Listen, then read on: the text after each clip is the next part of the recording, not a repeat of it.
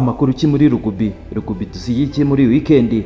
Duhereye hano iwacu mu rw'imisozi igihumbi rutamirijwe ibyiza, ingagi n'inseko zirenga igihumbi rwa RUGBY. Amashuri Kagame Cup yasozwaga ari nako kuri uyu wa gatandatu bakinaga. Kubera ubudasa bwa RUGBY bakinnye imikino yose ku munsi umwe, harara hamenyekanye uwegukana igikombe yaba mu bakobwa ndetse n'abahungu. Garagara uhagararira igihugu mu mikino ya FEASA iteganyijwe kuzabera mu gihugu cya Kenya. Dukomereje muri kimwe cya kabiri, GITISI yatsinze Groupe Scolaire Kabarondo ya Marte amanota 29-5. Groupe Scolaire Mucaca itsinda Groupe Scolaire Karwasa 12-5. Nuko finali GITISI yerekana ikinyuranyo kuko yatsinze irushije bikomeye Groupe Scolaire Mucaca amanota 56-busa. Naho mu bakobwa Kayenzi yatsindaga 42-36 ese Kabarondo. Nuko GITISI itsinda Gicura 37-27 muri kimwe cya kabiri. Finali yaje guhuza Kayenzi TSS na Gicura. Nuko Kayenzi katisha itike kuri 19-18 ya Gicura.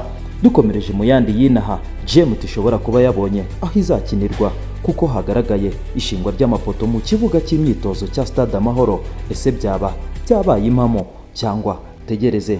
Muri 1000 Hills Rugby kuri iki cyumweru tubakoraga training ya Job Searcher Free CV Job Readiness Workshop mu buryo bwo kongerera abakinnyi ubumenyi yaba inyuma y'ikibuga ku bufatanye na AFD, IOS, Leleusi ndetse na Sesla basanzwe ari abafatanyabikorwa bayo. Twerekeje mu yandi avugwa inaha muri Afurika, tugahera mu baturanyi mu gihugu cya Uganda mu kiswe Nairo Special Rugby Premiership mu bahatanira kuzamuka Promotion Playoff.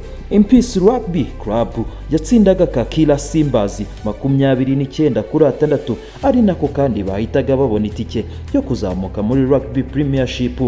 Naho muri Rugby Africa Women's Cup 2025 yatangiraga kuri uyu wa gatandatu, Uganda Ladies Crane yahuraga n'uruva gusenya aho yatsinzwe na South Africa 62 ku manota 7 gusa.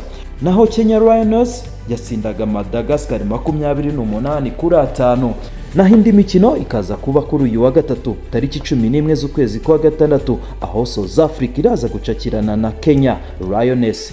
Uganda igakubitana mu mitwe na Madagascar, zose zatsinzwe umukino wa mbere. Twerekeje muri South Africa muri VURC Vodacom Union Rugby Championship bari gukina semifinali. Habayemo gutungurwa ikipe ya Hollywood Bets Sharks yakorwaga mu jisho na Vodacom Bulls ikayitsinda ku manota 25-13. Uwitwa Sebastian de Klerk yatorewe nk'umukinnyi mwiza w'umukino, mu gihe ikipe ya Leicester nk'iya mbere ntacyo twari twitezemo usibye intsinzi yatsindaga Glasgow Warriors 37-19. Nkakubwira ko uwitwa LG Cinnamon ariwe wahembwe nk'umukinnyi wa sezo. Mubwira ko kuri uyu wa gatandatu tariki 14 saa 12 muri Croke Park ariho hazatangira finali ya Leicester ndetse na Vodacom Bulls. Twerekeje mu gihugu cy'Ubufaransa, icyo twavuga nuko ikipe ya Union Sportif Montrebanaise Spiake Rugby ariyo Champion de France muri Pro 2 mu cyo twakwita division ya kabiri. Umwaka utaha izaba iri muri top 14 aho yatwaye igikombe itsinze FC Grenoble Rugby 28-19. Naho muri top 14 imikino izakomeza muri weekend itaha aho bazakina match barrage n'izizamanuka. Naho amademi finali akazaba ku ya 21 z'ukwezi kwa gatandatu. Naho finali tukayitega ku ya 28 z'ukwezi kwa gatandatu 2025 isaa 3 zuzuye. Muri Super Rugby Pacifica nk'irushanwa rihuza amaklabu guturuka muri Fiji, New Zealand ndetse na Australia, nkongeramo Pacifica Island. Imikino yanyu migezaho rukomeye kuri twe biraryoshye. Crusaders yatsindaga 32-12 itsinda Reds. Naho Chiefs yatsindwaga 19-20 itsindwa na Blues, mu gihe Brumbians yatsindaga 35-28 itsinda Hurricanes. Bivuze ko kuri uyu wa gatanu turaza kubona semifinali hagati ya Crusaders ndetse na Blues ku kibuga cya Apollo Project Stadium Crystal Church.